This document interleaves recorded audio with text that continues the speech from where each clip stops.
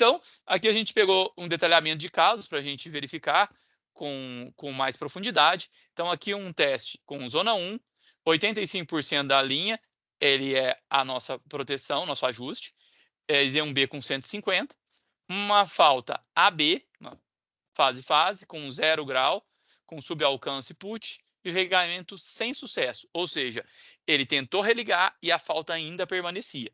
Vamos dar uma verificada aí como é que a gente teve. Então, só vale a pena um detalhe com o simulador em tempo real em relação ao PSMU, nós tivemos problema de chaveamento numérico, coisa que não temos no PSMU através do método de Euler que a gente trabalha, então a gente teve que fazer ajustes no modelo de linha para que isso não acontecesse, essa oscilação numérica.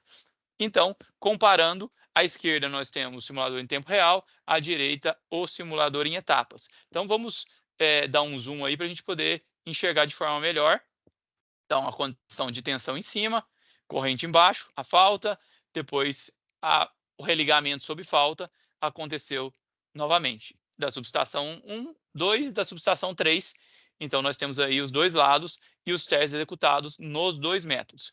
Podemos agora fazer a comparação dos trips, né? Então, nós temos acima o simulador em tempo real, abaixo o método em etapas, e a gente consegue verificar aí, inicialmente, nos dois métodos aconteceram o put, inicialmente, com o trip ali na sequência, depois a zona 1 estendida, na subestação 3, e o trip na subestação 3. Uma vez feito o religamento sem sucesso, pediu para religar e aconteceu de novo o SOT agora, de um lado, com o trip, e do outro lado, o Z1B e o trip da subestação 3. Então, tivemos a mesma sequência de eventos com tempos também bem próximos que a gente vai comparar a seguir nessa nossa tabela. Então, nós temos aí o simulador em tempo real, em azul, e em cinza do lado direito, o simulador em etapas. Então, vamos concentrar aqui nos tempos que a gente pode pegar aqui, trip da subestação 2. Nós temos um tempo, a diferença do tempo médio, nós temos um tempo médio de 16,39 milissegundos quando o teste foi realizado pelo simulador em tempo real e 16,73 milissegundos com o simulador em etapas, uma divergência aqui de apenas 300 microsegundos, praticamente nada. E nós temos aqui também, na outra subestação, o trip da subestação 3, uma condição onde o tempo médio foi 25,97 milissegundos e o tempo médio, utilizando o simulador em etapas, 26,70 milissegundos, dando uma diferença ínfima aí também de 0,31 milissegundos, ou seja, 300 microsegundos, mostrando que os dois métodos estão muito coerentes um com o outro. Detalhamento da forma de onda, isso é bem interessante a gente mostrar. Então, nós temos aqui a exportação dos arquivos com trades do simulador em tempo real e também a exportação dos arquivos com trades do método através do PSMU, trabalhando em etapas. E foi colocado através de um software de terceiro, no caso, se eu não me engano, aqui foi feito no software Sigra, da Siemens, as duas formas de onda, uma em cima da outra.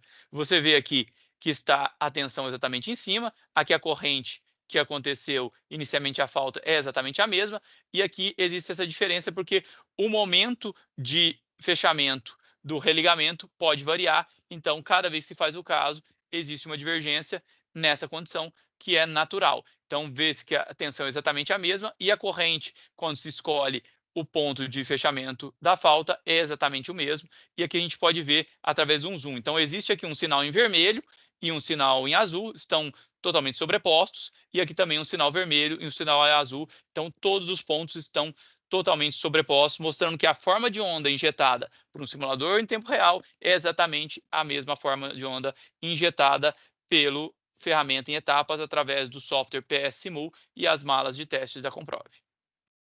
À esquerda nós temos aqui, mostrando o simulador que foi utilizado em questão, os relés que foram utilizados aqui, no caso foi uma proteção Ciprotec 4 da Siemens, e à direita o equipamento que foi utilizado, o 7012, e os relés também, mostrando então que não é muito mais prático, muito mais fácil de se trabalhar, e a condição também de ser muito mais leve e portátil para poder, inclusive, realizar a ação de testes em campo. Então, concluindo o nosso último slide, foi comprovada a eficiência do processo em etapas, mostrando que existe e consegue o mesmo resultado do simulador em tempo real, cujo simulador em tempo real existe um custo muito mais alto envolvido. Os resultados foram condizentes e idênticos, atendeu todas as necessidades, mostrando algumas vantagens, como evitar a instabilidade numérica de acordo com o método de Euler que é implementado, uma situação bem compacta para teste em campo, facilita muito, cerca aí de 1/6 do valor.